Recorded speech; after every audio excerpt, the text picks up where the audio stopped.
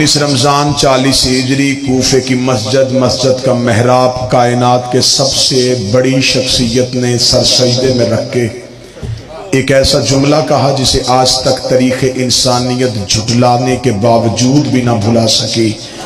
امیر المومنین نے سجدے میں سر رکھ کے کہا فزتو برب الکعبہ، رب کعبہ کی قسم علی کامیاب ہو گیا۔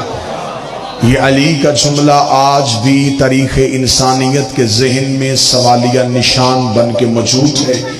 امیر نے جملہ کہا، قاتل کے ہاتھ سے تلوار گر گئی کہ میں قتل کر کے بھی ناکام ہو گیا، علی سجدہ کر کے بھی کامیاب ہو گیا۔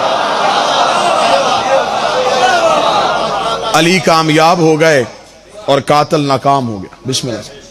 قاتل کی خواہش تھی کہ علی عبادت سے نکل جائے۔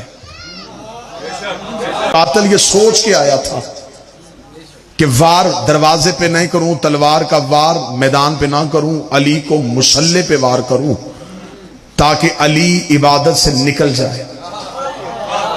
وہ تلوار زہر میں بجھا کے علی کو ہمیشہ کے لیے عبادت سے نکالنے کے لیے آیا تھا کہ اب قیامت تک جب بھی کوئی نمازی مصلی پہ آئے گا اسے مصلی پہ علی نظر نہیں آئے گا، اسے سجدے میں علی نظر نہیں آئے گا۔ میں عبادت سے علی نکال دوں گا، میں مصلی سے علی نکال دوں گا۔ علی کا قاتل اپنے اندر یہ خواہش یہ تڑپ لے کے آیا تھا میں علی عبادت سے نکالوں گا۔